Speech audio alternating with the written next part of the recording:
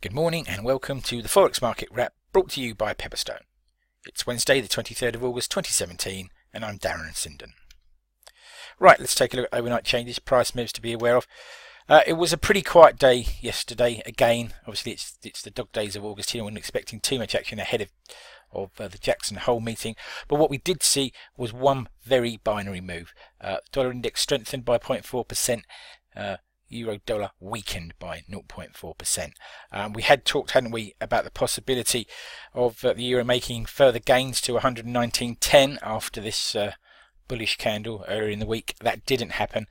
We basically gave up our gains from Monday and a little bit more besides. This is now the key area to watch after that surprise 117.30, which is where this 20-day EMA line comes in, and I've highlighted here with the blue arrow. If we break below that, then I think we would need to give some consideration about a move back perhaps to 116. Let's see what happens. Mario Draghi will be speaking later, as we'll discuss momentarily, so there's a lot to play for in euro dollar today. Okay, what's on the calendar? Events that may move the market. Well, as I've just said, the day is framed by central bank speaking. Mario Draghi, or central banker speaking I should say, Mario Draghi will speak at 7 o'clock GMT. Obviously anything he says these days is closely followed by the markets. We only need to think back to Sintra to see what could happen. He may well be more guarded, but of course he is speaking again at Jackson Hole on Friday, I believe.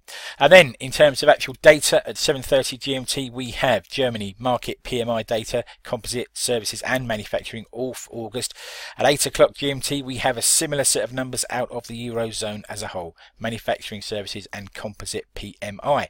Moving to the afternoon at 1:05 GMT, 13:05 GMT, FOMC member Kaplan will be speaking. It's always important to listen to somebody speaking from the Federal Open Markets Committee.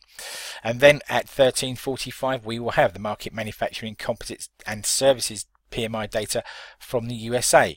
At 1400 GMT, new home sales and new home sales change, and half an hour later at 14:30 we will have crude oil inventories data from the US. And to finish the trading day for the night owls or early birds amongst you, at 22:45 tonight GMT, we will have trade balance data out of New Zealand.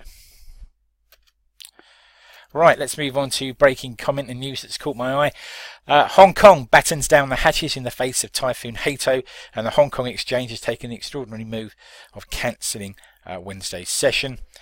A new survey shows that China's domestic demand for foreign currency is undampened despite renminbi strength, and a survey shows that 54% of households would allocate 10% of their assets to FX if there were no capital controls.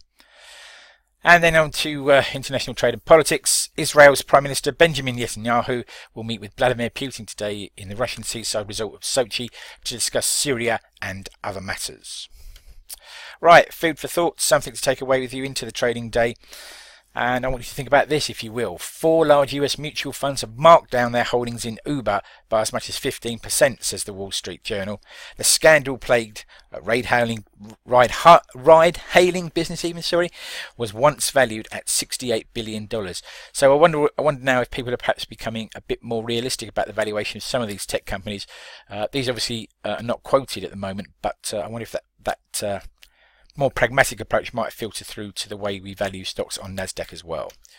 Thank you for your time this morning. Please take a moment to read the risk warning. Trading FX and CFDs on margin can be a risky business. If you're in any doubt about those risks, then please do contact your Pepperstone account executive.